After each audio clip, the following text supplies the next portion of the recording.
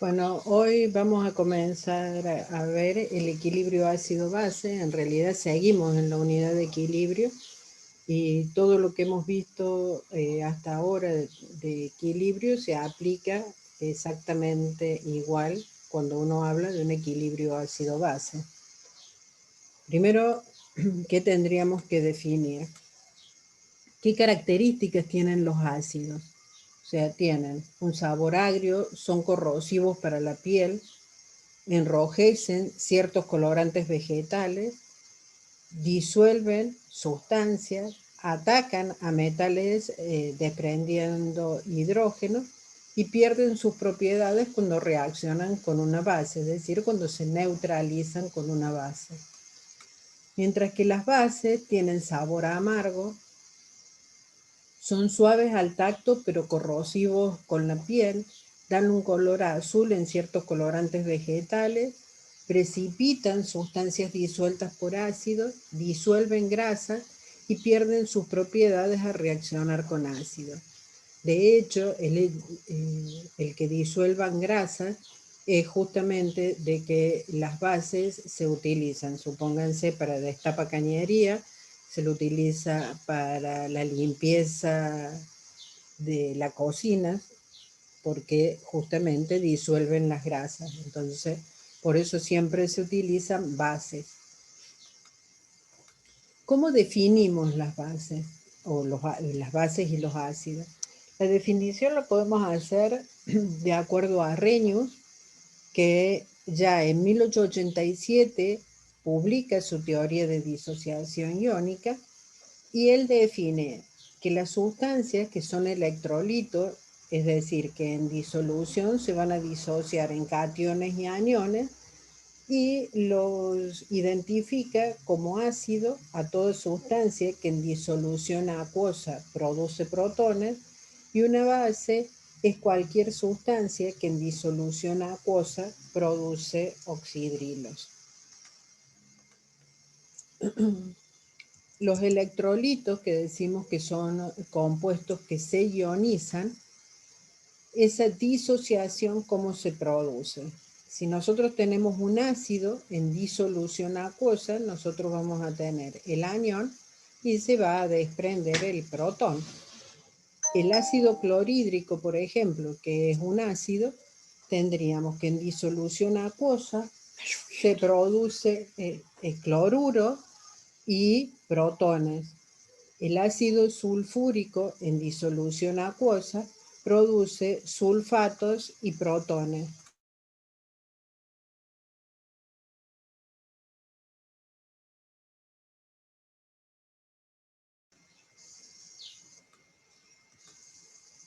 Entonces, si nosotros tenemos el ácido clorhídrico que frente al agua, ¿qué va a hacer? Se va a producir iones hidronios y se van a desprender cloruros.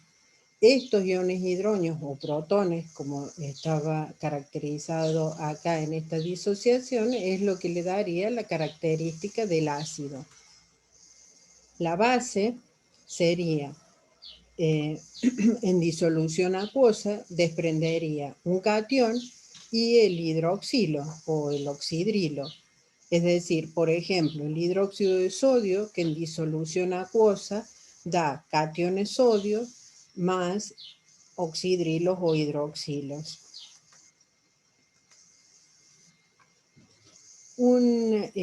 Otra de las teorías para identificar ácidos o bases es la de Bronsted-Lowry, que dice, el ácido es una sustancia que en disolución cede protones, mientras que una base es una sustancia que en disolución acepta esos protones.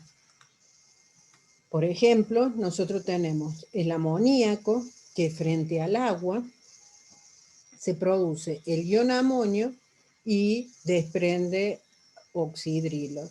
En este caso, la base sería el amoníaco, que frente al agua, que en este caso está actuando como ácido, el agua pierde uno de los protones, el amoníaco lo acepta, entonces sería, se forma el amonio y el oxidrilo. Cuando nosotros hablamos de neutralización, la neutralización significa que se produce al reaccionar un ácido con una base para formar agua o formar la sal, que es lo que nosotros hasta ahora habíamos estado viendo. Entonces, el protón que desprende el ácido más el oxidrilo que desprende la base forma agua. Mientras tanto, el catión y el anión forman la sal. Entonces, por ejemplo, si nosotros tenemos hidróxido de sodio más ácido clorhídrico, que les da agua más cloruro de sodio, este cloruro de sodio estaría disociado en sus iones sodio y cloruro. Otra de las teorías es la de la teoría de Lewis, donde un ácido es una sustancia que contiene al menos un átomo capaz de aceptar un par de electrones y formar un enlace covalente coordinado, mientras que una base es una sustancia que contiene al menos un átomo capaz de aportar un par de electrones para formar un enlace covalente coordinado. En esta parte ustedes van a tener que tener bien claro cómo son las estructuras de cada uno de los compuestos. Por ejemplo, nosotros tenemos el tricloruro de aluminio.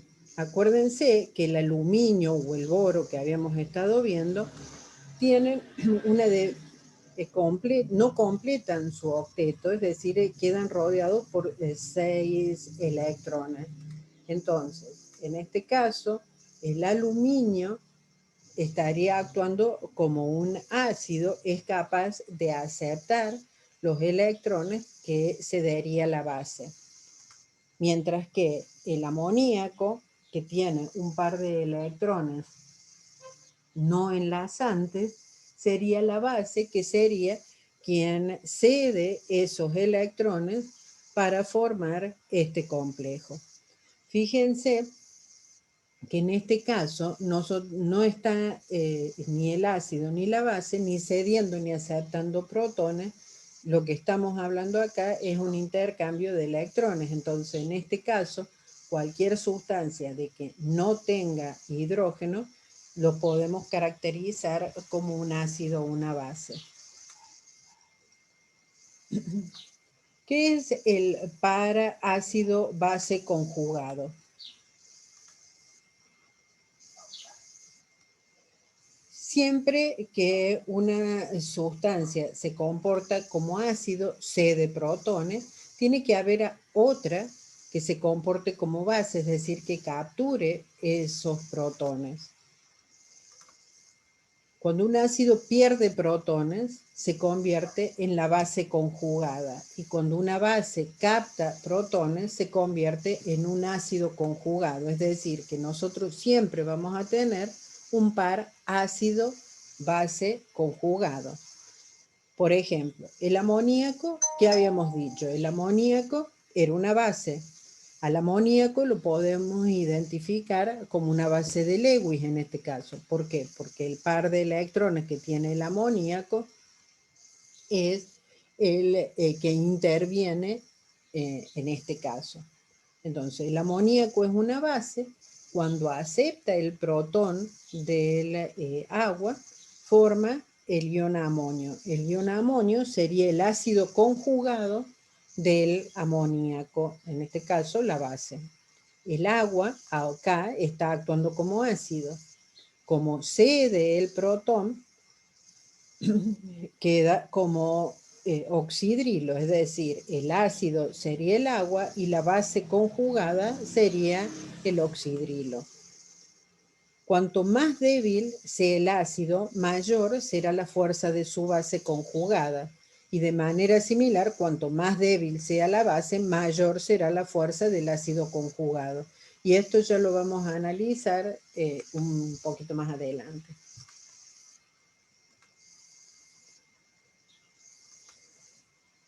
El equilibrio, Profe, ¿sí? disculpe, tengo una pregunta respecto a la filmina anterior. ¿Sí? se puede dar que en vez de ser una resultante de base y ácido, que se conviertan en ácido y base conjugados respectivamente, que se dé al revés, o sea que de un ácido conjugado y una base conjugada se disocien, digamos, en bases y ácidos. Sí, de todas maneras uno siempre toma como ácido, como base, los reactivos y forman ácidos y bases conjugadas.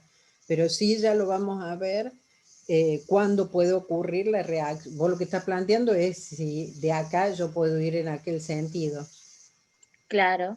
Sí, sí, eso sí ocurre y ya lo vamos a ir analizando en qué casos eso puede ocurrir o no. Bien, gracias, profe. No hay nada. Entonces, si bien nosotros siempre hemos dicho de que el agua no conduce la corriente eléctrica, sí existe una pequeña conductividad. Eso significa que el agua está parcialmente o muy poco disociada en iones. ¿Cómo sería la disociación del agua? Sería, yo tengo dos moléculas de agua que se disocian en hidronios y oxidrilos.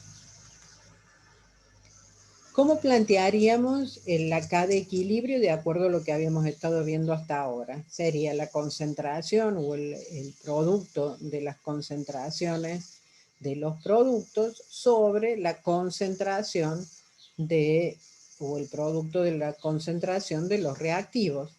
Como en este caso el agua es líquida, este término nosotros acuérdense que la actividad es 1, o sea, el agua líquida no interviene en la constante de equilibrio y entonces a esa forma de expresar la constante de equilibrio se la denomina K-water, es decir, es la concentración de los iones hidronio por la concentración de los iones oxidrilos. ¿Y qué valor tiene ese producto iónico del agua? 1 por 10 a la menos 14. El producto iónico del agua, o el agua mejor dicho, es anfiprótica. ¿Qué significa eso? Que puede aceptar o donar protones, es decir, puede actuar o como ácido o como base.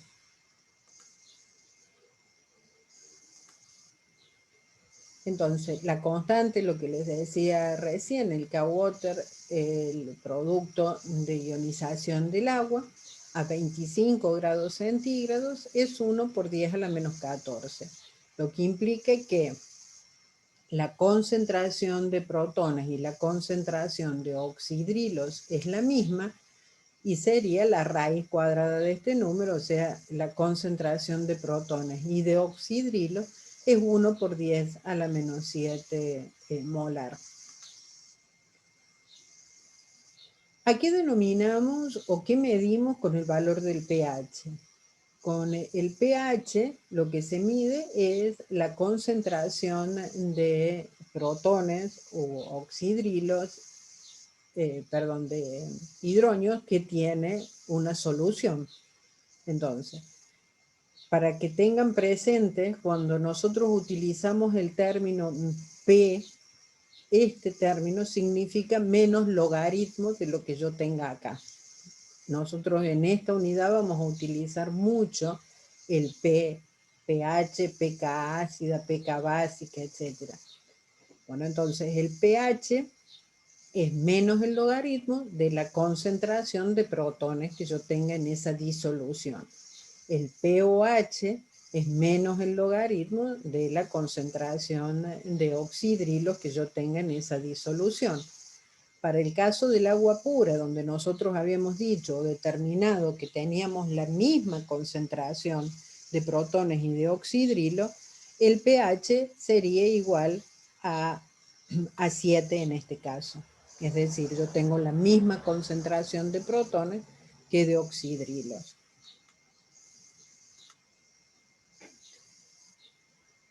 Entonces, como el K-Water es concentración de protones por concentración de oxidrilo, y habíamos dicho que era 1 por 10 a la menos 14, quiere decir que el pH más el pOH es igual a 14.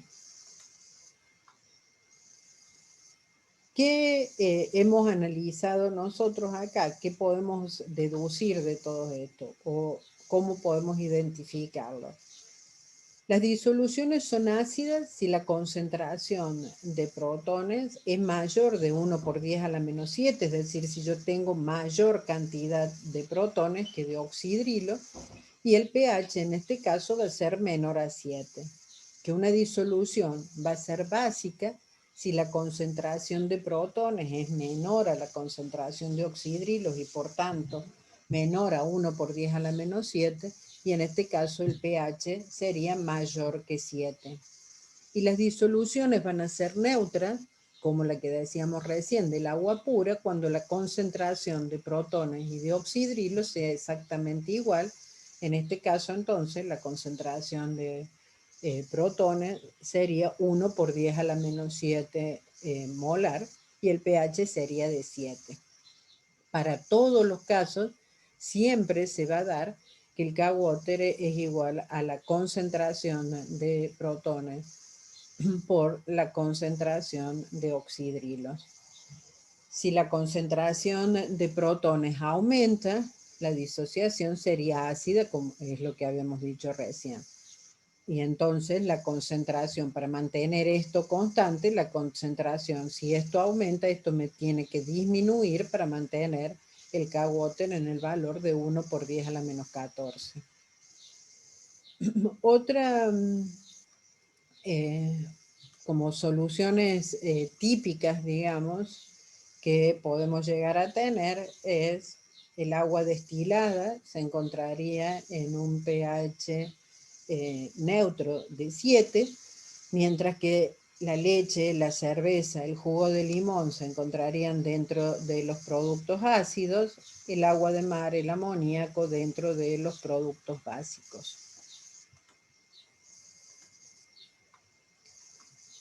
Ahora bien, cuando uno habla de las disoluciones, nosotros nos hacemos referencia y ya hemos venido hablando cuando hablamos de soluciones, hablamos de electrolito fuerte. ¿Se acuerda cuando hablamos de propiedades coligativas? Hacíamos referencia a electrolitos fuertes y a electrolitos débiles. En este caso, un electrolito fuerte o un ácido fuerte, ¿qué significaría? El electrolito fuerte, que lo identificamos de esta manera, es decir, la flecha indicando que la reacción está totalmente desplazada a la derecha, significa que está totalmente disociado ese ácido, por eso es un electrolito fuerte. Por ejemplo, el ácido clorhídrico se encuentra totalmente desplazado hacia la derecha y yo voy a encontrar en solución protones y cloruros. Si nosotros identificamos, digamos como se ve en esta gráfica acá, yo tendría iones cloruros y hidronios en esa solución. Los ácidos fuertes son electrolitos fuertes y se encuentran, como les decía, totalmente desplazados. Siempre que nosotros hablemos de un electrolito fuerte, nos hacemos referencia a ese electrolito fuerte indicando la flecha en un solo sentido. Cuando hablamos de electrolito fuerte, también podemos hablar de bases fuertes. Las bases son electrolitos fuertes también, y en este caso, por ejemplo, tendríamos el hidróxido de sodio, también lo identificamos con la flecha en un solo sentido, y que en disolución, por eso el agua está indicada acá, nosotros tendríamos cationes sodio y oxidrilos. Disculpe, profe. ¿Sí? Siempre se van a desplazar hacia los productos, los electrolitos fuertes. Claro, eso significa que cuando la disolución se lleve a cabo, vos no vas a tener ácido, lo vas a tener todo totalmente ionizado. Por eso se indica con una sola flecha. O sea, fíjate que acá, ya vamos a ver en la filmina que sigue, pero cuando esto yo lo tengo, a este ácido lo tengo en solución, en la solución yo no voy a encontrar moléculas de ácido, porque está totalmente disociado. Voy a encontrar protones y cloruros. Eso significa esta flecha, es decir, que está totalmente disociado. Vos no vas a encontrar en esa solución moléculas de cloruro, de ácido clorhídrico, ni vas a encontrar hidróxido de sodio. No sé si te quedó claro. Sí, profe, muchas gracias. Entonces, ahora sí, fíjense, acá van a notar la diferencia. Cuando ustedes tienen un electrolito débil, significa que están parcialmente disociados. Es decir, lo vamos a identificar en este sentido con la doble flecha. Y cuando nosotros ponemos, por ejemplo, el ácido fluorhídrico en solución, yo voy a encontrar iones fluoruros, voy a encontrar protones, pero también voy a encontrar moléculas de ácido fluorhídrico que no se han disociado. Entonces yo en la solución voy a tener digamos, estos tres en esa solución. Y la forma de indicarlo es con esta doble flecha. Los ácidos débiles entonces son electrolitos débiles, por ejemplo el ácido fluorhídrico en disolución acuosa que forma hidrógeno y fluoruros. Pero a mí me queda parte del ácido sin disociar. Las bases débiles son electrolitos débiles. En este caso, por ejemplo, bueno, acá está puesto la base débil como el ion fluoruro. Acuérdense, la reacción esta, perdón, porque aquí está mal. Sería, por ejemplo, la del amoníaco.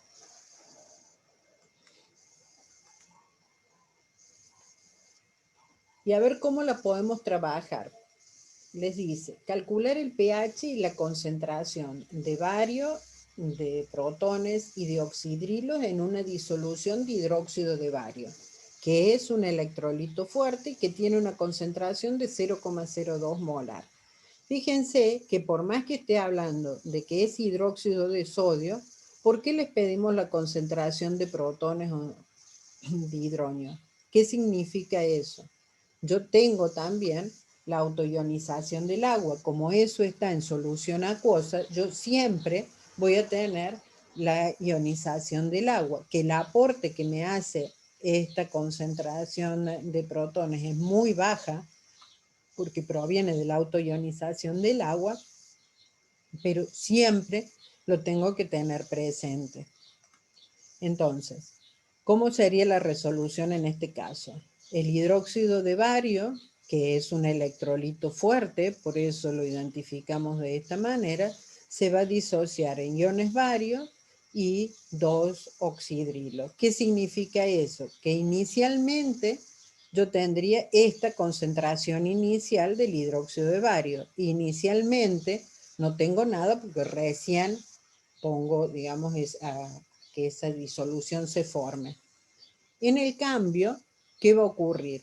Como es un electrolito fuerte, esto se me va a consumir todo y se me va a formar por cada mol, por la estequiometría vemos que por cada mol de hidróxido de bario que se disocie, se me forma un ion bario y 2 moles oxidrilo, lo que significa que por cada 0,02 moles de hidróxido de bario que se me disocien, se me van a formar 0,02 moles de bario y 2 por 0,02 moles de oxidrilo.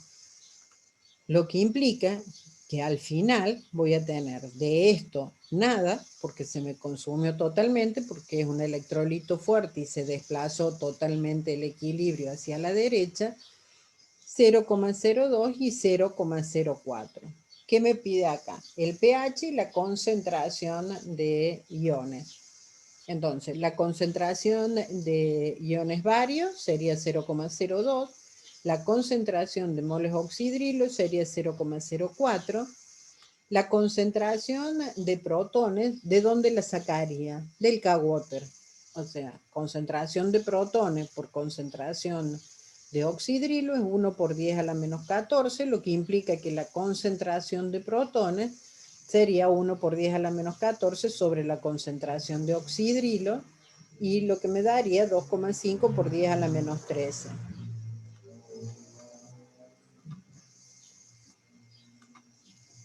Y me pide también el pH. El pH sería menos el logaritmo por la concentración de protones. Entonces, menos el logaritmo de la concentración de protones sería igual a 12,6. ¿Es lógico este valor? Sí, porque es una base. Y sabemos que las bases tienen que dar valores de pH por encima de 7. Entonces es un valor que es lógico. ¿Cómo lo podríamos haber calculado también?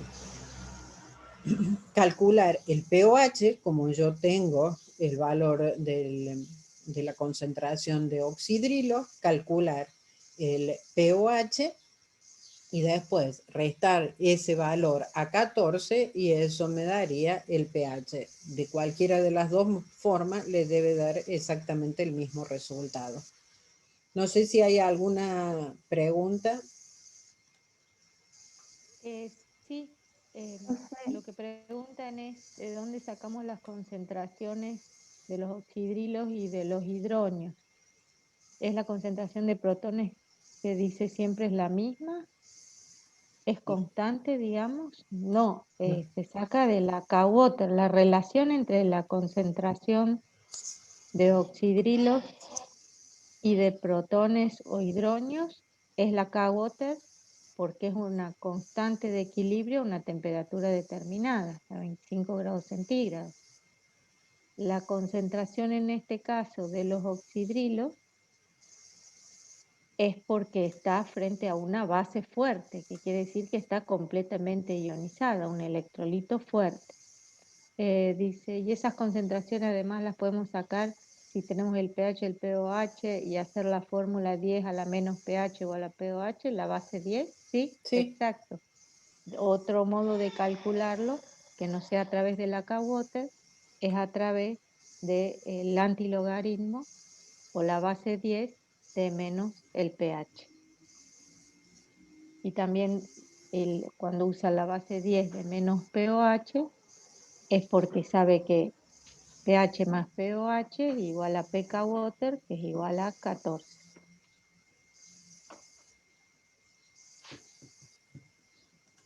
Listo, Moni. Bien. Entonces sigo.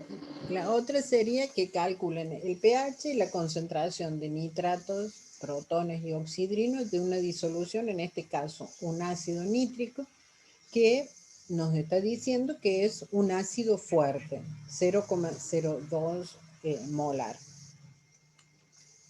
¿Cómo lo resolvemos? La disociación del ácido, que sería frente al agua, se forman protones y nitratos. Esto es indistinto si lo ponen acá o no. Inicialmente, ¿qué tendríamos? 0,02 moles es la concentración del ácido.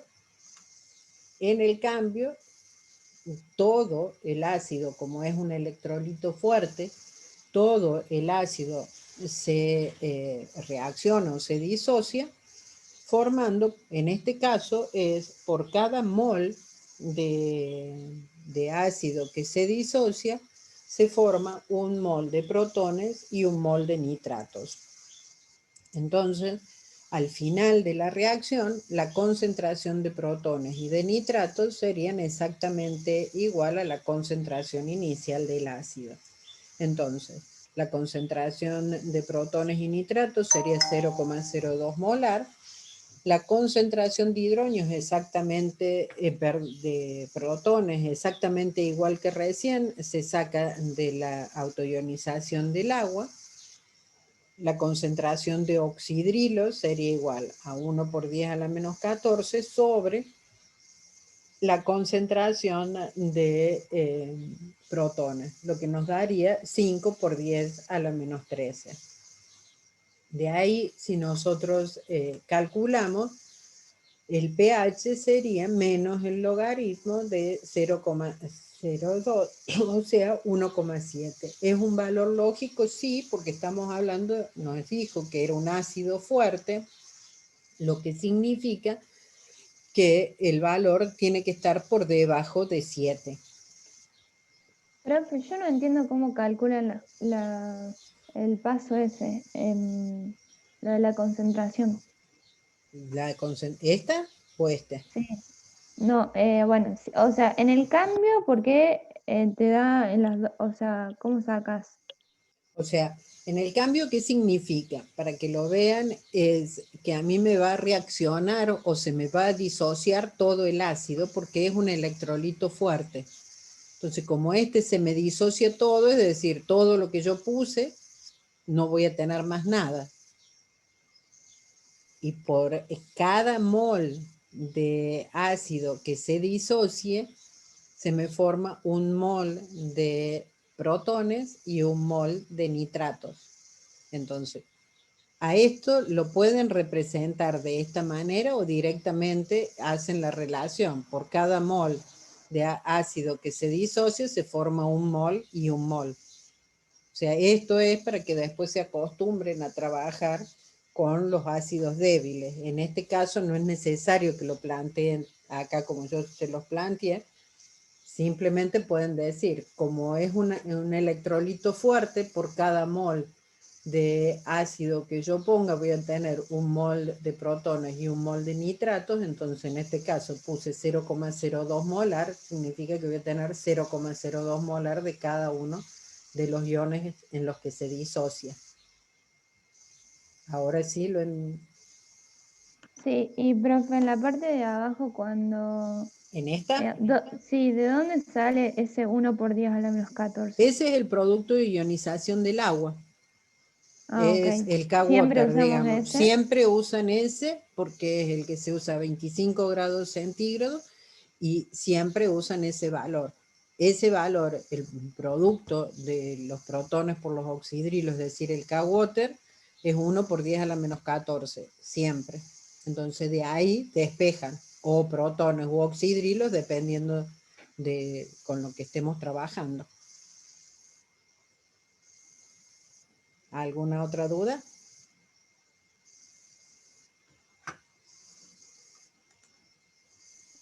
No. Bien. Ahora bien, ¿cómo podemos nosotros cómo medimos la fuerza de los ácidos? En disoluciones acuosas diluidas, bueno, nosotros sabemos que si nosotros tenemos agua líquida, la concentración del agua, dijimos, es igual a 1. Entonces, la fuerza del ácido depende de la constante de equilibrio.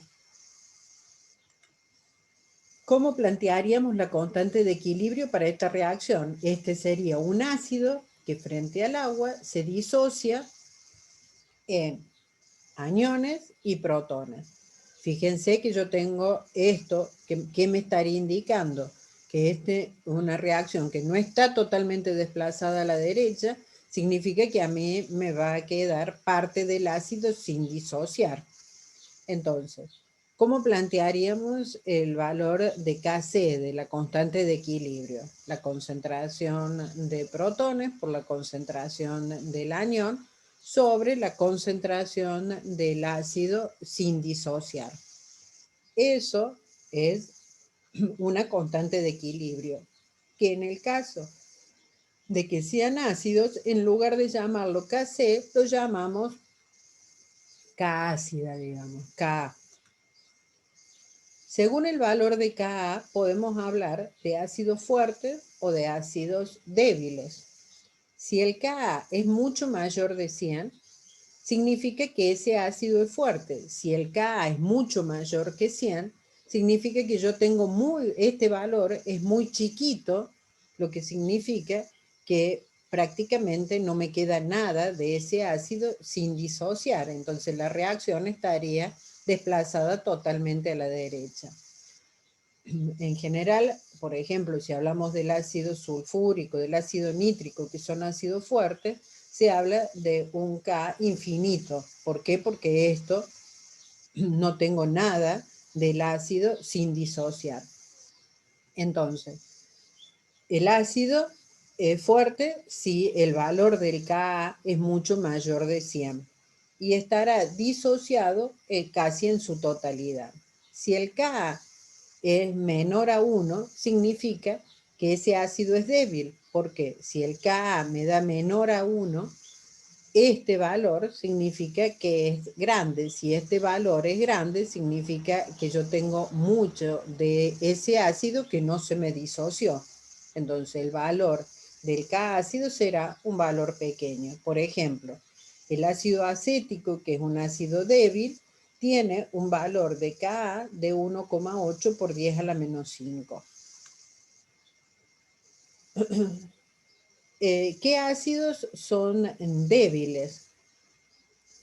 La fuerza de los ácidos, fíjense, el fluorhídrico, el nitroso, el acético, el hipocloroso, el cianhídrico son ácidos débiles y la fuerza de esos ácidos va disminuyendo o va incrementándose en este sentido. Entonces, esta sería la variación de la fuerza ácida.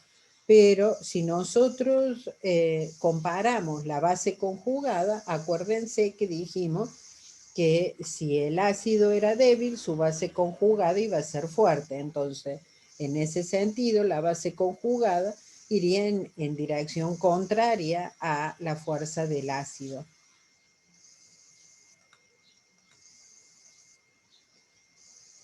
¿Qué pasa con los ácidos polipróticos? ¿Se acuerdan que ya también estuvimos hablando de ácidos, cuando hablamos en soluciones, de ácidos monopróticos y polipróticos?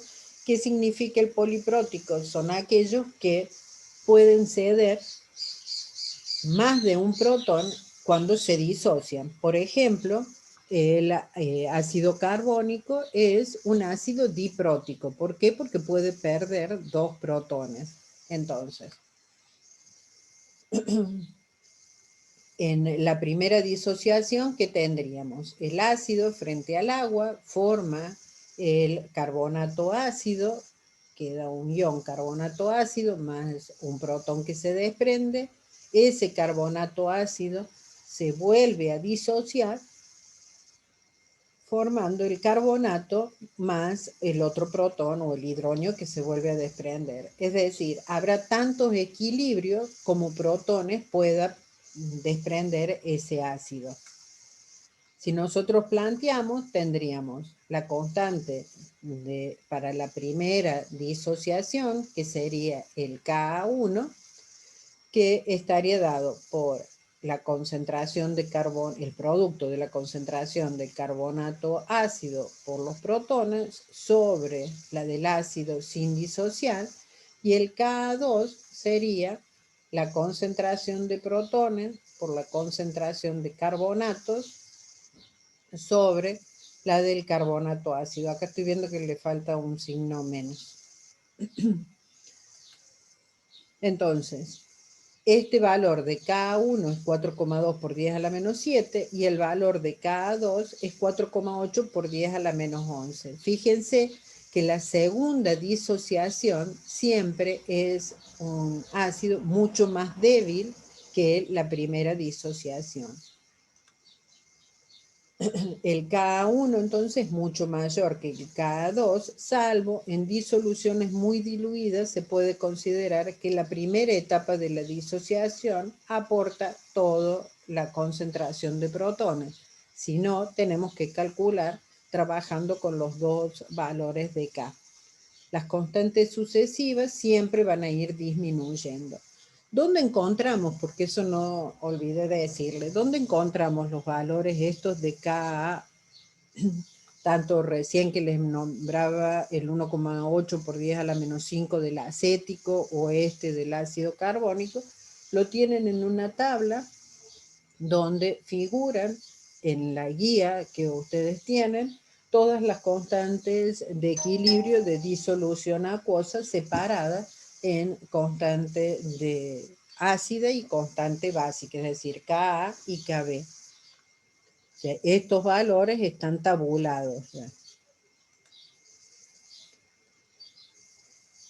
Otra cosa que me gustaría aclararles acá, si yo les digo que tengo un pH de 1, Y les pregunto, ¿ustedes me pueden identificar si ese ácido es un ácido fuerte o un ácido débil?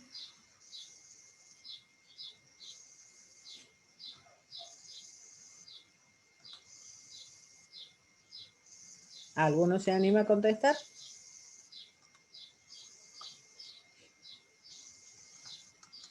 No, profe. Dicen, no sé si Catalina, no depende de la temperatura, sería la respuesta.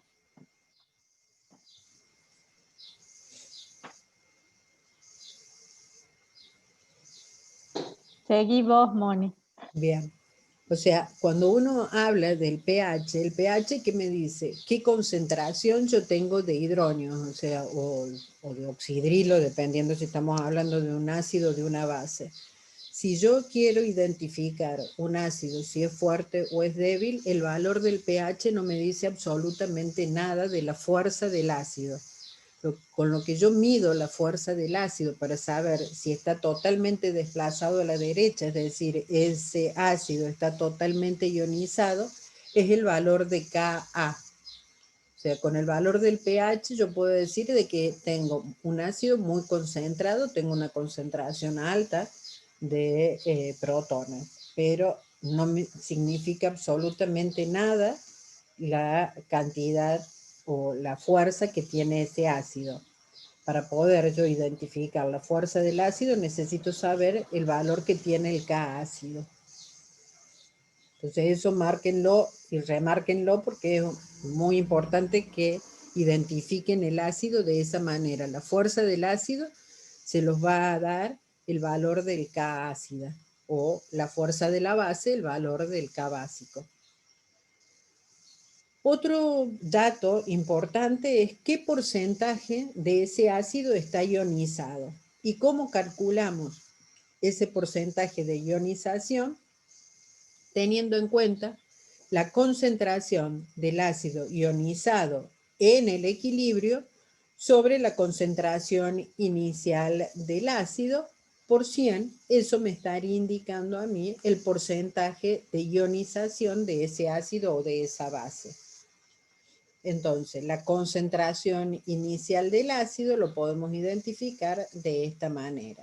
Para un ácido monoprótico, donde hablamos generalmente lo identificamos de esta manera, el porcentaje de ionización sería la concentración de protones sobre la concentración inicial de ese ácido por 100.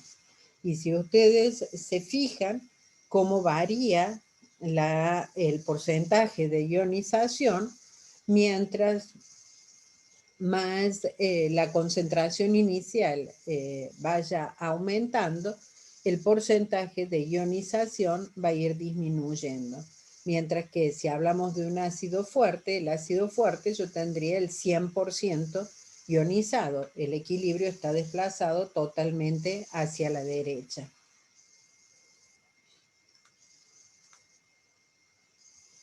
Ahora bien, cuando uno trabaja, ¿se acuerdan que cuando Nancy les dio los ejemplos ayer, les decía de que podíamos tener ecuaciones de segundo grado que las resolvíamos por Bhaskara y cuándo podemos despreciar y no resolverlo de esa manera?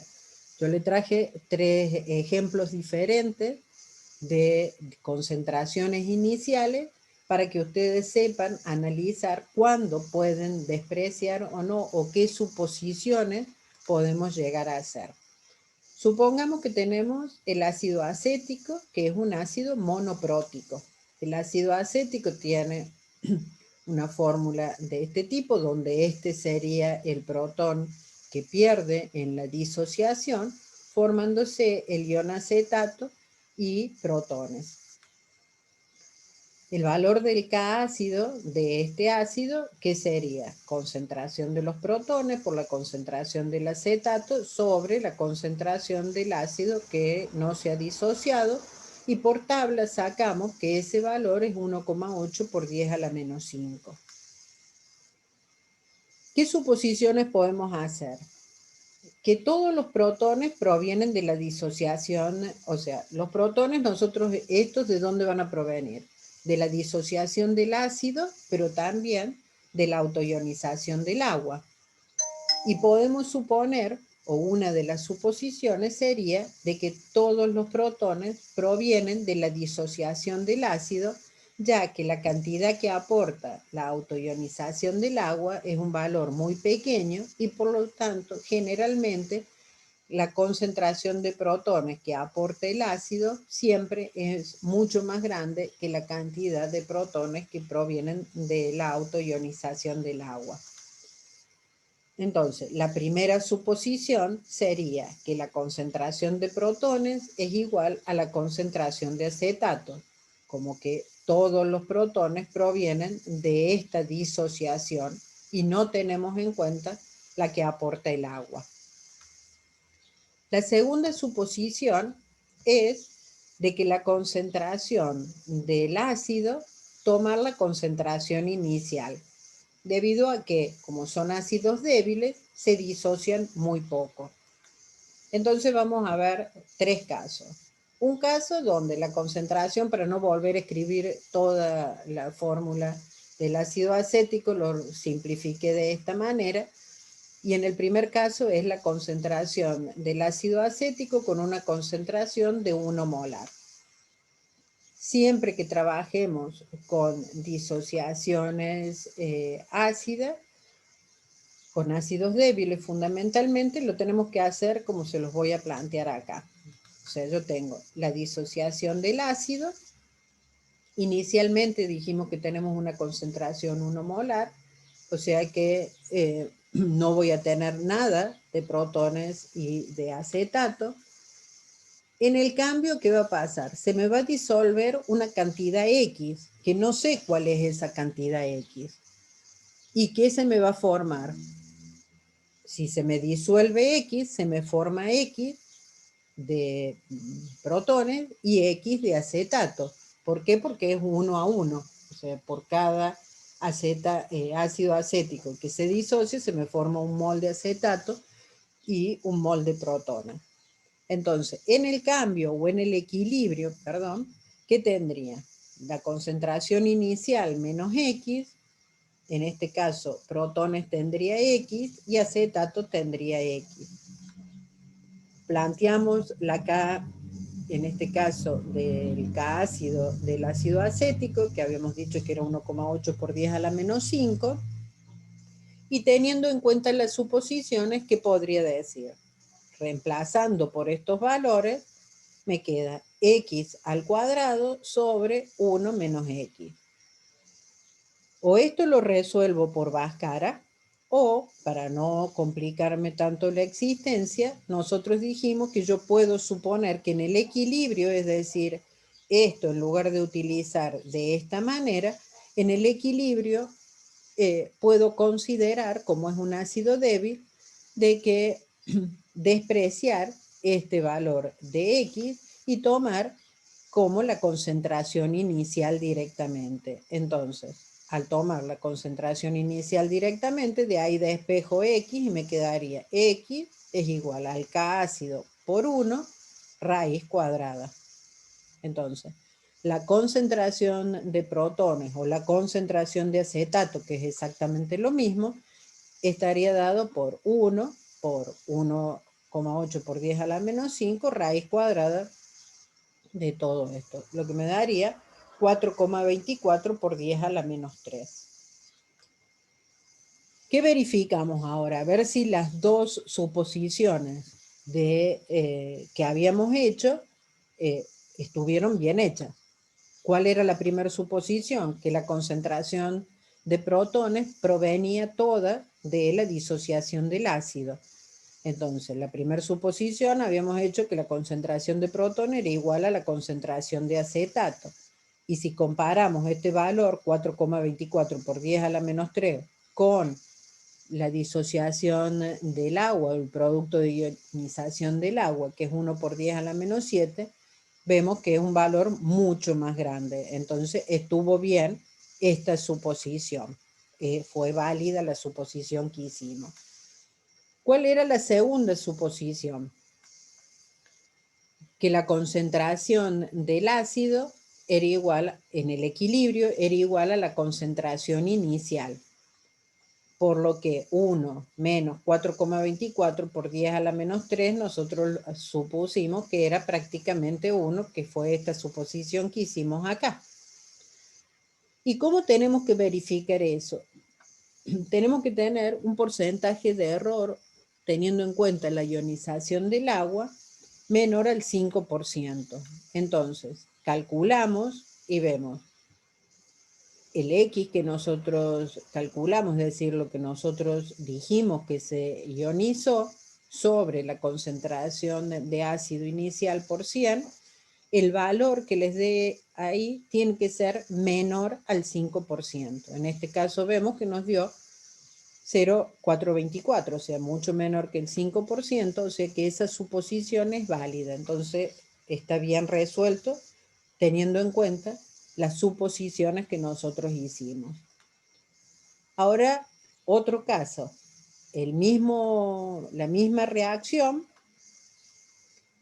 pero con una concentración inicial del ácido de 0,01 molar. Entonces, volvemos a plantear la disociación del ácido. Inicialmente tenemos en este caso 0,01. En el cambio no sabemos cuánto es lo que reacciona.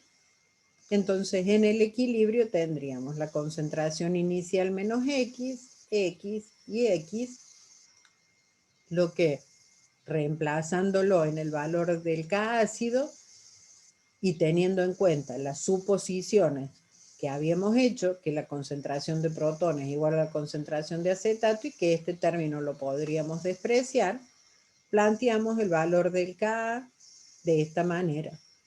Resolvemos sin aplicar Bhaskara, porque a este término lo despreciamos, y entonces nos queda que ese valor de X es 4,24 por 10 a la menos 4. Volvemos a verificar.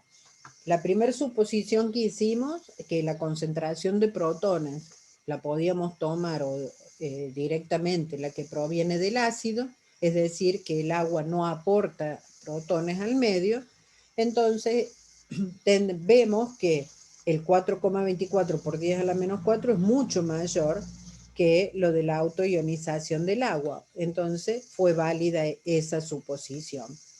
La segunda suposición es que la concentración del ácido lo podemos tomar como la concentración inicial del ácido en el equilibrio, que es despreciar este valor de X. Entonces, en ese caso, nosotros dijimos que 0,01 menos este valor es aproximadamente 0,01. Por lo que, si vemos que nos da menor al 5%, como es en este caso, también fue válida esta suposición de tomar la concentración inicial y despreciar X de este valor. Y por último, hacemos otro ejemplo exactamente igual que recién, pero ahora con una concentración inicial de 0,001 molar. Entonces, planteamos la disociación del ácido, planteamos en el cambio y en el equilibrio y planteamos el valor de K. Teniendo en cuenta lo mismo que recién, las suposiciones, es decir, que la concentración de hidrógenos proviene directamente de la disociación del ácido y que la concentración acá en este caso despreciamos con respecto al inicial. Entonces, si nosotros hacemos eso, lo resolvemos sin aplicar Bhaskara y nos da este valor. Verificamos y vemos, este valor es mucho mayor que 1 por 10 a la menos 7, que es la disociación del agua. O sea que esa suposición es válida. La segunda suposición que tomar, que aproximadamente en el equilibrio la concentración es la concentración inicial, y en este caso, cuando calculamos, vemos que nos da 13,4%, o sea, nos da mayor al 5%, lo que significa que esta última suposición, la suposición 2, no es válida. Yo no puedo en este caso, despreciar este término, por lo que en este caso a X lo tengo que resolver sí o sí aplicando Bhaskara. No sé si le Profe, queda... Sí. disculpe que le moleste.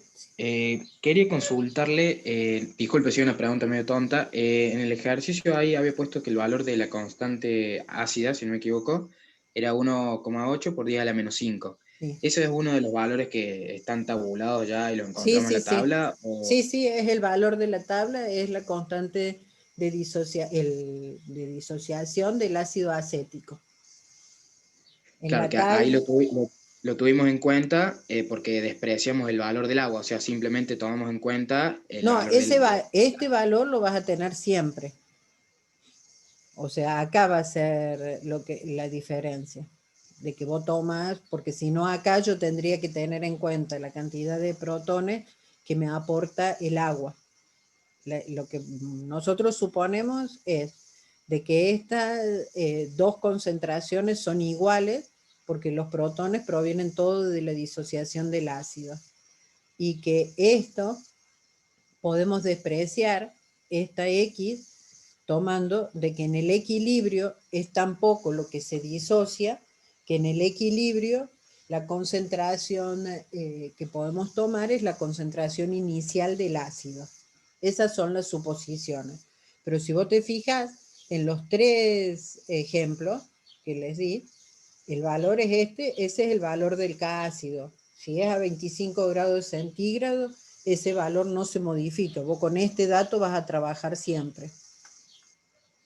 No sé si te quedó respondida la pregunta. Claro, ahora sí, muchas gracias, disculpe.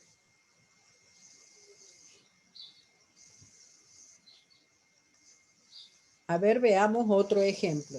Les dice que calculen el pH y la concentración de fluoruros, protones y oxidrilos de una disolución de ácido fluorhídrico 0,5 molar. ¿Qué tenemos? La disociación del ácido, inicialmente, ¿cuánto tenemos? 0,5. En el cambio, vamos a tener, como es 1 a 1, vamos a tener eso, lo que significa que en el equilibrio yo voy a tener 0,5 menos X, X y X. Planteamos el valor del K ácido. El K ácido, que sería la concentración de los protones por la concentración de fluoruro sobre la concentración del ácido fluorhídrico. Entonces, la concentración en este caso sería X por X, es decir, que estamos asumiendo que la concentración de protones proviene toda de la disociación del ácido sobre 0,5 menos X. Este valor, el 6,8 por 10 a la menos 4, es un valor que lo sacamos de la tabla. Digamos, es la constante de disociación ácida del ácido fluorhídrico. Entonces, si aplicamos la segunda suposición, es decir, despreciar este término, vemos que nos da 0,018. Yo acá no sé, sí, me parece que no se los había puesto. Calculamos si efectivamente esa segunda suposición es válida y vemos que nos da 3,6, o sea que nos da un valor menor a 5, por lo tanto no es necesario que aplique Bhaskara, directamente con esto lo hemos resuelto. Entonces, llegamos que nos pidieron concentración de protones, de fluoruro y de oxidrilo. La concentración de protones y de fluoruros es la misma porque es el valor de X y es 0,018 molar. ¿De dónde calculamos la concentración de oxidrilo? Aplicamos otra vez lo mismo que recién cuando hablamos de ácidos fuertes y bases fuertes, aplicamos el K-Water. Entonces, el K-Water, es decir, la concentración de protones por la concentración de oxidrilo es 1 por 10 a la menos 14, de ahí despejo la concentración de oxidrilo, lo que sería 1 por 10 a la menos 14 sobre la concentración de hidrógeno, que es el valor que calculamos acá, nos daría 5,56 por 10 a la menos 13 molar. Entonces, calculamos el pH lo calculamos directamente con esta concentración de protones y vemos que es menos el logaritmo de 0,018, lo que nos da un valor de 1,74. Es válido ese sí porque se trata de un ácido. Nos da un valor por debajo de 7. No sabemos cuánto puede ser, pero bueno, por debajo del 7 es lógico, está bien calculado. ¿Qué pasa si en lugar de darnos las concentraciones iniciales y el K ácido, nos piden en este caso el ácido benzoico?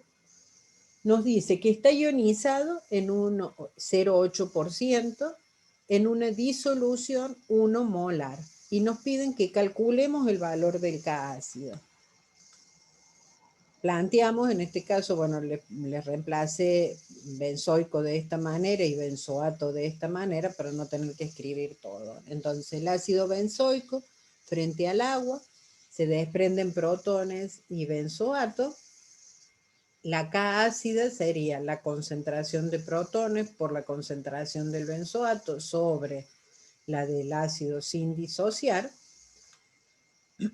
Y en este caso, ¿qué tenemos de dato? Nos está diciendo que el producto de ionización es de 0,8%. Entonces, este dato, esto es lo que nosotros no conocemos, pero conocemos la concentración inicial del ácido y conocemos ese porcentaje de ionización. Entonces, despejamos de acá X, nos da 8 por 10 a la menos 13. ¿Qué significa esto? Que en el equilibrio yo voy a tener 8 por 10 a la menos 13 de benzoato y 8 por 10 a la menos 13 del ácido. Entonces, si yo planteo inicialmente que tendría 1, 0 y 0, en el equilibrio tendría 8 por 10 a la menos 13, que es este valor de benzoato y de protones, y bueno, y la diferencia entre el 1 y lo que se me disoció sería la concentración que yo tendría en el equilibrio del ácido benzoico. Entonces, si yo reemplazo estos números acá, me daría que el K ácido es 6,4 por 10 a la menos 5. Si ustedes se fijan en la tabla, yo tengo la tabla acá porque no les anoté el valor, pero el K ácido del ácido benzoico es 6,3 por 10 a la menos 5. Entonces, vemos que el K ácido del ácido benzoico es el valor que sale en tabla. O sea, calculamos el valor del K ácido conociendo el porcentaje de ionización y la concentración inicial del ácido. ¿Cómo hacemos o cómo trabajamos con la fuerza de las bases? Hasta ahora, ¿qué vimos? Nosotros vimos ácidos y bases fuertes, es decir, que se disociaban totalmente. Recién estuvimos trabajando ácidos débiles, trabajando con el valor del K ácido. Ahora vamos a ver la fuerza de la base. Entonces, en disolución acuosa, la base débil se ioniza con un catión y oxidrilos. El valor del Kc para esta reacción, ¿qué sería? La concentración del catión por la concentración del oxidrilo sobre la concentración de la base sin disociar. A esta Kc ahora la vamos a llamar K básica.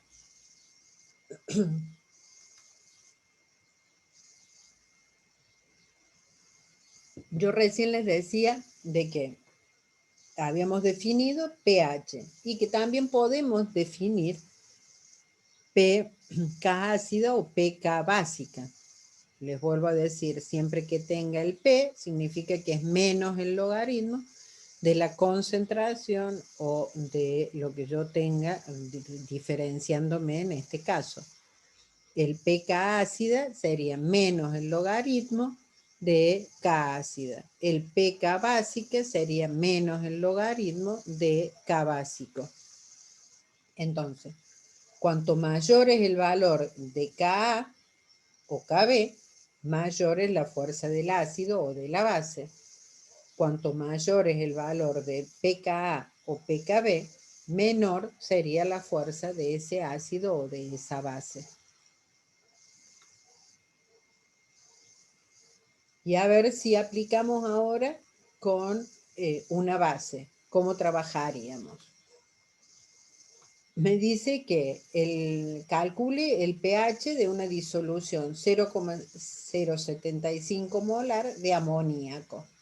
Entonces, el amoníaco en disolución acuosa se forma iones amonio y oxidrilo.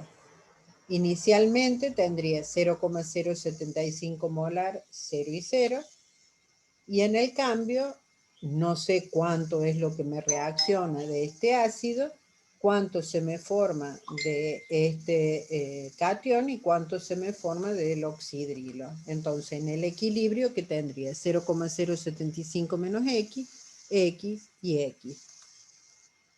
Planteamos el valor del Kb, que sería concentración ay, se me fue, iones amonio por la concentración de oxidrilo sobre la concentración del amoníaco. Y ahora las suposiciones serían exactamente las mismas que hicimos recién cuando trabajábamos con un ácido. Es decir, en este caso suponemos que toda la concentración de oxidrilos viene derivada de la disociación de esta base y no tenemos en cuenta lo que aporta el agua en este caso. Entonces, el valor del Kb lo sacamos de tabla. Para el amoníaco es 1,8 por 10 a la menos 5. Esto lo podemos resolver despreciando este término y vemos que el valor de X nos da 1,16 por 10 a la menos 3. Entonces, la concentración de amonio y la concentración es igual a la concentración de oxidrilo y es 1,16 por 10 a la menos 3 molar. En este era que no les había calculado, pero efectivamente es despreciar esto, nos da un valor menor al 5%, entonces está bien hecho, está bien despreciar o hacer esas suposiciones.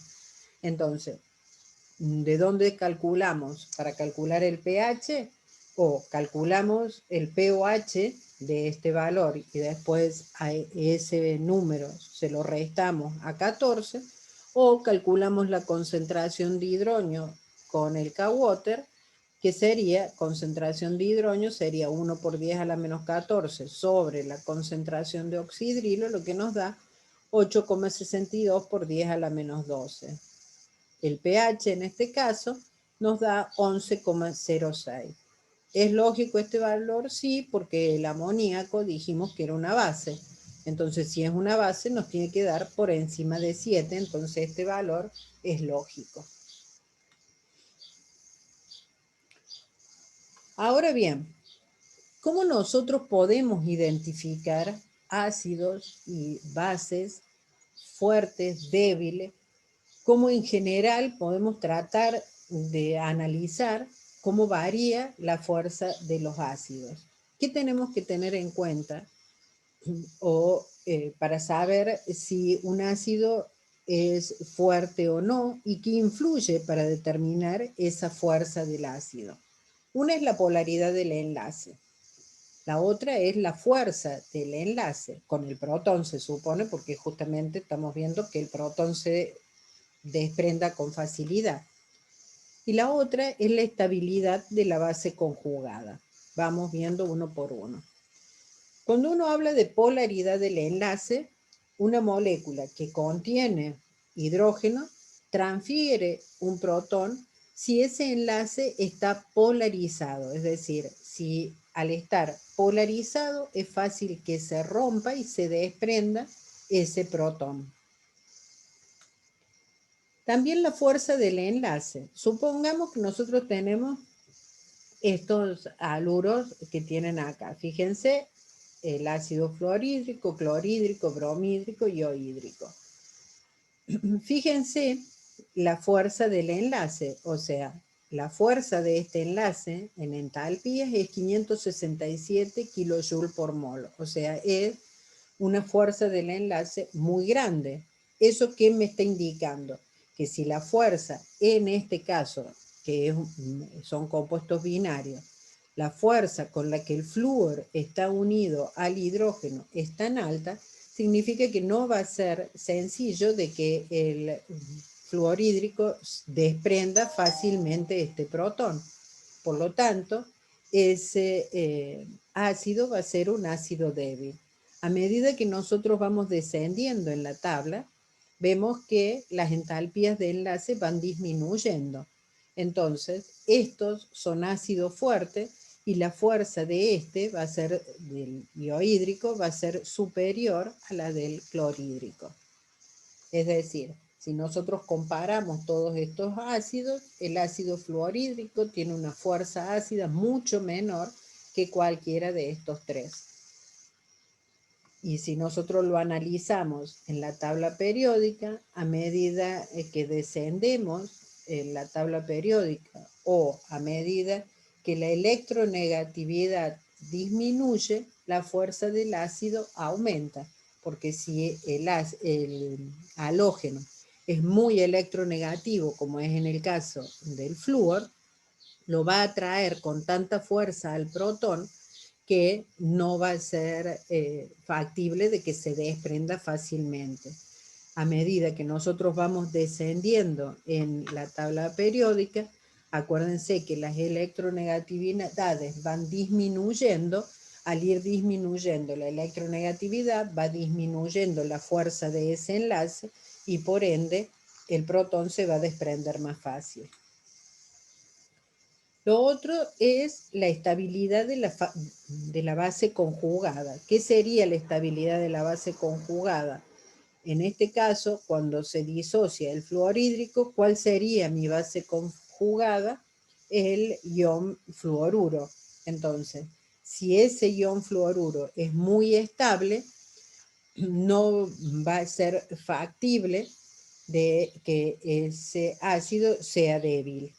Entonces, cuanto mayor es la estabilidad de la base conjugada, más fuerte va a ser ese ácido.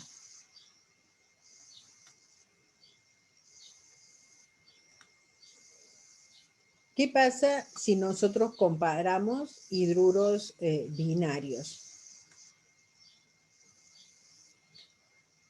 Las propiedades ácido-base de los hidruros se los puede relacionar con la posición que tengan en la tabla periódica.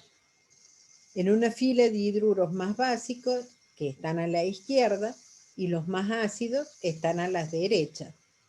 Si nosotros partimos, por ejemplo, del hidruro de sodio, ese hidruro de sodio, cuando se disocia, el sodio está cargado positivamente y el hidrógeno está cargado negativamente. Es decir, que ese hidruro de sodio, el hidrógeno que está cargado negativamente, reacciona con el agua desprendiendo hidrógeno y formando oxidrilo, lo que implica es que el hidruro de sodio en solución acuosa es una base. En general, los hidruros metálicos son bases y no muestran propiedades ácido-base, mientras que los hidruros de los no metales, que fueron los que vimos recién con todos los halógenos, o no muestran propiedades ácido-base o son ácidos. Supongamos que nosotros comparamos a medida que vamos transitando en la tabla periódica, en un periodo de la tabla periódica, vemos que la fosfina tiene un carácter ácido menor que el sulfídrico y a su vez es menor que el clorhídrico. Ya a medida que descendemos en un grupo, lo habíamos analizado recién cuando vimos los halógenos. Es para todos los casos igual, ¿no? Si aumenta la electronegatividad, si la electronegatividad aumenta, aumenta la acidez, a medida que vamos en un periodo, ¿no? En cualquier columna de elementos no metálicos aumenta la acidez al aumentar el número atómico, o dicho como lo dijimos recién con los halógenos, aumenta la acidez a medida que disminuye la electronegatividad. Entonces, si comparáramos en el caso del grupo 6, vemos que el agua tiene un menor carácter ácido que el sulfídrico, a su vez que el seleniuro y a su vez que el teleniuro. Entonces, a medida que nosotros descendemos en un grupo, la acidez va a ir aumentando. Mónica, Sí. ahora justo estaban preguntando lo que vos vas a explicar respecto del amoníaco, ¿sí? Sí. Y el amoníaco, porque estabas hablando de la fosfina, yo le pongo una base débil, es básico, pero no entendí bien, porque no es metálico. Ahora cuando vos lo expliques vamos a ver si terminan de entender. Dale. Si nosotros venimos, por ejemplo, en el periodo 2, yo acá en esta parte del periodo 2 tendría los hidruros metálicos. Los hidruros metálicos, les vuelvo a decir, supongamos que comparamos el hidruro de sodio. El hidruro de sodio, cuando se disocia en agua, ese hidrógeno tiene carga negativa, que cuando reacciona con el agua forma hidrógeno y oxidrilos. Entonces significa que tiene carácter básico. A medida que vamos pasando por un periodo avanzando en este sentido, vamos a ir pasando de hidruros básicos a hidruros ácidos, como es el ácido fluorhídrico. Fíjense que el metano, nosotros dijimos, los compuestos no metálicos o no tenían propiedades ácidas o eran ácidos. En el caso del metano, no tiene propiedades ácidas ni básicas, es decir, el metano no va a desprender protones en disolución acuosa. Si seguimos avanzando, el amoníaco habíamos visto que era una base débil. El amoníaco era una base de Lewis, en general actuaba porque los dos electrones del nitrógeno que no están enlazados serían los que cede para formar un enlace o disociarse. Entonces, el amoníaco es una base débil. El agua, ¿qué habíamos visto con respecto al agua? Que el agua podía actuar o como ácido o como base. En cualquiera de los dos casos era muy débil, tanto como ácido o como base. Y el ácido fluorhídrico es un ácido débil, que lo vimos recién. ¿A qué se debe esto? La electronegatividad es tan alta, la fuerza del enlace con el protón es tan grande que el protón no se va a desprender fácilmente. Entonces es un ácido débil. Si seguimos en el periodo 3, el análisis acá sería lo mismo, partiríamos de hidruros metálicos que son básicos y a medida que vamos avanzando por este periodo, vemos el silano no tiene ni propiedades ácidas ni básicas, la fosfina es una base débil, el análisis es el mismo que el amoníaco. En este caso ya el sulfídrico es un ácido débil, y el clorhídrico es un ácido fuerte. Si comparamos este con el agua, ¿a qué se debe? A que la electronegatividad comienza a descender en este sentido. Entonces, el sulfídrico va a tener un menor carácter ácido un mayor carácter ácido que el agua. Y el clorhídrico va a tener un mayor carácter ácido que el fluorhídrico. Entonces les repito, si yo desciendo en la tabla periódica, a medida que disminuye la electronegatividad, aumenta la fuerza del ácido. Eso sí hablamos de hidruros binarios. Y a medida que yo me dirijo en un periodo, a medida que va aumentando el Z de ese periodo, voy de hidruros básicos a hidruros ácidos. No sé si ahora le quedó respondida la pregunta de quien estaba preguntando.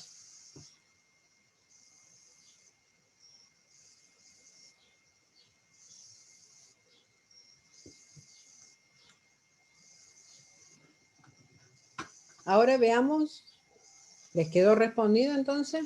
Sí, gracias. Sí, Bien. gracias. Entonces, veamos ahora los oxoácidos u oxiácidos. Nosotros podemos, digamos, tenemos una estructura de este tipo.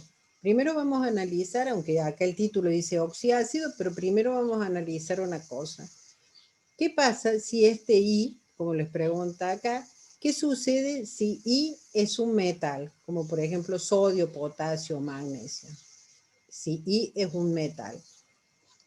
Como tiene baja electronegatividad los metales, la diferencia de electronegatividades entre este metal y el oxígeno va a ser muy grande. Hay transferencia neta de electrones, ese enlace es iónico y al romperse se va a comportar como una base, va a desprender oxidrilos, o sea, la ruptura acá de este enlace se produciría acá y se desprenderían oxidrilos, es una base.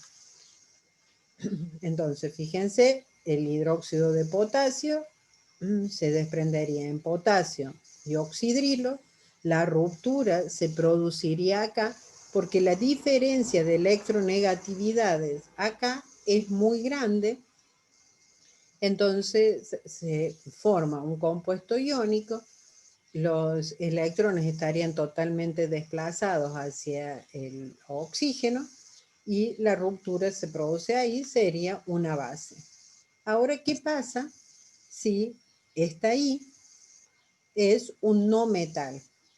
En este caso, la diferencia de electronegatividades entre el no metal y el oxígeno no es tan grande, entonces tendríamos un enlace covalente. El compuesto no se rompería ya en este caso, porque la diferencia de este enlace no es tan polarizable, no es tan fácil de que se rompe y se rompería en este caso acá. Supongamos el ácido nítrico, que se desprenden protones y iones nitratos. Y si nosotros lo comparamos con la estructura, ¿qué veríamos? La ruptura se produce en ese caso de esa manera. Fíjense que nosotros tendríamos el nitrógeno rodeado por los 3 oxígenos y el protón. Esto se polariza muy fácilmente y entonces se desprende el protón con facilidad. De hecho, el ácido nítrico es un ácido fuerte. ¿Qué pasa si fuera el sulfúrico? El sulfúrico es un ácido diprótico y en este caso la ruptura también se produce porque se polariza este enlace entre el hidrógeno y el oxígeno y entonces el sulfúrico perdería esos protones. De hecho, también el ácido sulfúrico es un ácido fuerte. Ahora, ¿cómo varía la fuerza ácida en los oxoácidos? Tal cual como recién analizamos los hidruros, ahora veamos los oxoácidos. Para los oxoácidos que tienen el mismo número de átomos de oxígeno, la fuerza del ácido aumenta con la electronegatividad del átomo central. ¿Por qué ocurre eso?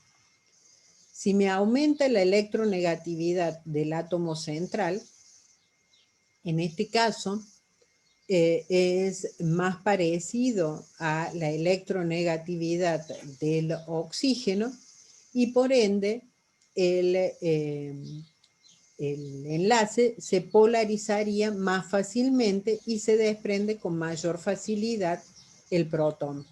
Entonces, si nosotros comparamos ácidos que tengan la misma cantidad de oxígeno alrededor, en este caso son dos ácidos que es del grupo 7, mientras aumente la electronegatividad del átomo central, aumenta la fuerza de ese ácido. Fíjense que es a la inversa de lo que veíamos recién con los haluros.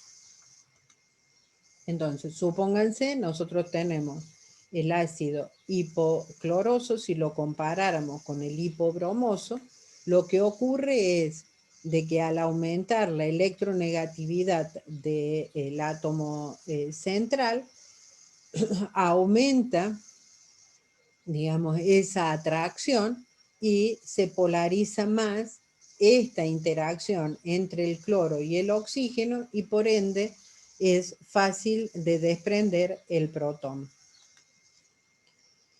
Fíjense acá los distintos ácidos cuando tienen solo un oxígeno, la electronegatividad disminuye y disminuye también la fuerza del ácido o el K-ácido. Es decir, que si nosotros lo comparamos en la tabla periódica, a medida que aumenta la electronegatividad, aumenta la fuerza del ácido. Les vuelvo a decir, es a la inversa de lo que ocurría recién con los ácidos binarios de los halogenuros. El cloro es más electronegativo que el bromo, por lo tanto, la fuerza del ácido, en este caso rodeado por 3 átomos de oxígeno, va a ser mayor que la misma especie, pero de bromo. Y ahora, ¿qué pasa si comparamos los oxiácidos que tienen el mismo átomo central? La fuerza del ácido aumenta con el número de átomos de oxígeno unidos a ese átomo central. Supongamos que comparemos el hipocloroso con un estado de oxidación más 1, el cloroso estado de oxidación más 3, el clórico estado de oxidación más 5 y el perclórico estado de oxidación más 7. El perclórico va a tener una mayor fuerza ácida porque mientras más oxígenos tengan alrededor del átomo central, más polarizable se hace este enlace. Es como que esta estructura se compacta más y por ende es más fácil que se desprenda este protón. Entonces la fuerza del ácido iría variando. El perclórico sería el ácido más fuerte, de hecho el perclórico es un ácido fuerte. El clórico, el cloroso y el hipocloroso en ese sentido irían disminuyendo la fuerza del ácido. No sé si les quedó alguna duda con respecto a esta parte. Sí, profe, disculpe. Sí. No sé si podría volver a repetir la parte de que el hecho que más oxígenos tenga sucedía tal cosa. No sé si me explico bien. Lo de recién. Sí, Gracias. Gracias, disculpe. O sea, cuando el átomo central, fíjense que nosotros acá estamos comparando el átomo central, siempre es el cloro, pero el análisis se puede hacer con bromo, con yodo, con cualquiera de ellos, con azufre. O sea, el átomo central en este caso es el cloro. Mientras más oxígeno yo tenga alrededor, que sería el caso, por ejemplo, como el perclórico, es como que esta estructura de oxígeno con el átomo central se hace una unidad más compacta y por ende se polariza más el enlace hidrógeno-oxígeno y se desprende más fácil el hidrógeno. Por ende, el ácido es más fuerte. Entonces, mientras más átomos de oxígeno tenga alrededor del átomo central, más se polariza el enlace hidrógeno-oxígeno y más fácil se desprende, por ende, el ácido es más fuerte. Lo mismo, supónganse que nosotros comparamos el ácido nítrico y el nitroso. El nítrico tiene 3 oxígenos alrededor del átomo central. El nitroso tiene 2 oxígenos alrededor del átomo central. El nítrico va a ser un ácido más fuerte que el nitroso. Si comparamos el sulfúrico con el sulfuroso, exactamente lo mismo. El sulfúrico tiene 4 oxígenos alrededor del átomo central, el otro tiene 3 y el que tenga 4 va a tener una mayor fuerza ácida. Entonces les repito, mientras más oxígeno tenga alrededor del átomo central, más se polariza el enlace oxígeno-hidrógeno y más fácil se desprende el protón, por lo tanto, más fuerte va a ser ese ácido. No sé si así te quedó respondido. Muchas gracias. ¿Alguna otra pregunta con respecto a esta parte? En el chat no hay más preguntas. Bueno, entonces avanzo con esto, pero no entro en hidrólisis de lleno, sino la primera parte. Entonces, la relación les pregunta entre K ácido y K básico conjugado. Recién se acuerdan que nosotros habíamos dicho que mientras más fuerte era el ácido, más débil era su base conjugada, o que mientras más débil era el ácido, más fuerte era su base conjugada. Eso lo habíamos definido, ahora lo vamos a ver efectivamente cómo es que ocurre eso. Nosotros tenemos una disociación de un ácido en agua, tenemos el anión y los protones. ¿Cómo medíamos eso? Con el K ácido, es decir, concentración de protones por la del anión sobre la del ácido sin disociar en el equilibrio, ¿no? ¿Qué pasa si esta base conjugada me reacciona con agua, restituyendo el ácido y formando oxidrilos? Y acá está lo que una de ustedes había preguntado, si era factible o cuándo ocurrían las reacciones estas en el sentido contrario, digamos. Acá vamos a ir viendo esa parte. ¿Cómo planteamos acá el K de hidrólisis? El K de hidrólisis, o en este caso lo vamos a llamar, también lo podemos llamar K básico. ¿Por qué? Porque estamos hablando de la ionización, la hidrólisis de la base conjugada de este ácido. Recuerden que esto es la base de este ácido. Entonces, esta base con agua restituye el ácido y desprende oxidrilo. Entonces, planteamos el K ácido, dijimos que era la concentración de hidrógenos por la concentración del anión sobre la concentración del ácido. Y si planteamos la K básica o K de hidrólisis, para que no se les confunda, sería la concentración de los oxidrilos por la concentración del ácido sobre la concentración de la base conjugada o del anión.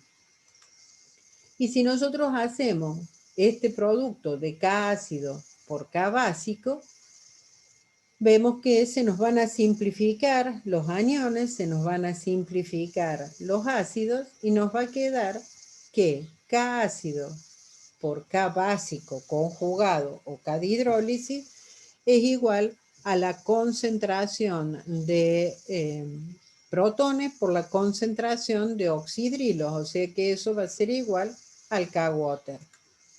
Si nosotros trabajamos con una base, el K básico sería igual al K-water sobre el K de hidrólisis. Si nosotros trabajamos con un ácido, el K ácido sería igual al K-water sobre el K de hidrólisis. Y acá vemos que si uno aumenta, el otro tiene que disminuir para que esa constante de cada water se mantenga. Es decir, si nosotros tenemos partimos de un ácido fuerte, su base conjugada va a ser débil para que este producto se me mantenga.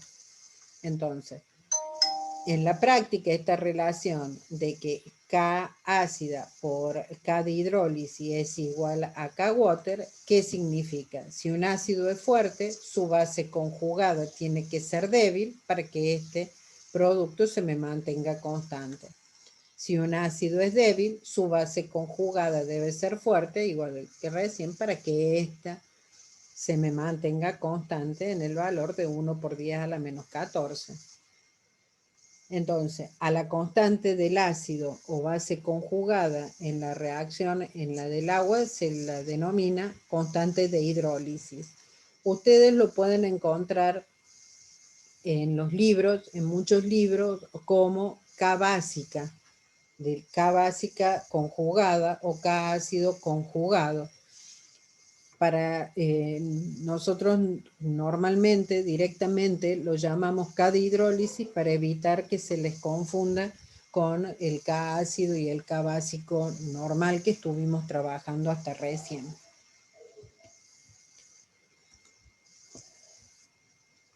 Y un ejercicio de aplicación para que lo veamos rápidamente les dice que calculen el K de hidrólisis para el ion formato, ya el ion, y que compare dichos valores con el K básico de la anilina. ¿Es una base más fuerte o más débil?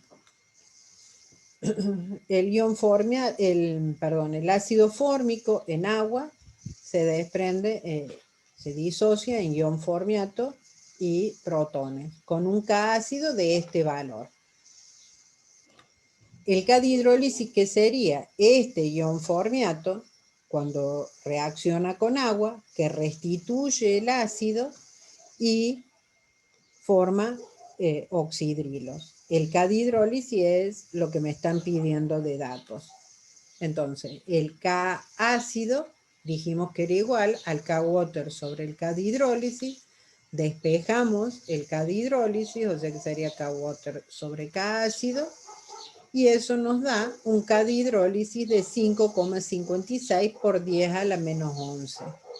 Fíjense que si bien nosotros decimos este ácido es un ácido débil, su base conjugada sería fuerte, si nosotros comparamos ese valor con la K básica de la anilina, por ejemplo, vemos que la anilina tiene un K básico mucho mayor, o sea que es fuerte, pero sigue siendo un K de hidrólisis débil. Estamos hablando de 5,56 por 10 a la menos 11.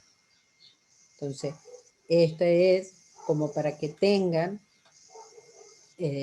idea de cómo se trabajan cuando nosotros trabajamos con el K de hidrólisis. Es fundamental de que tengan presente esto para no cometer errores cuando resuelven los ejercicios. No sé si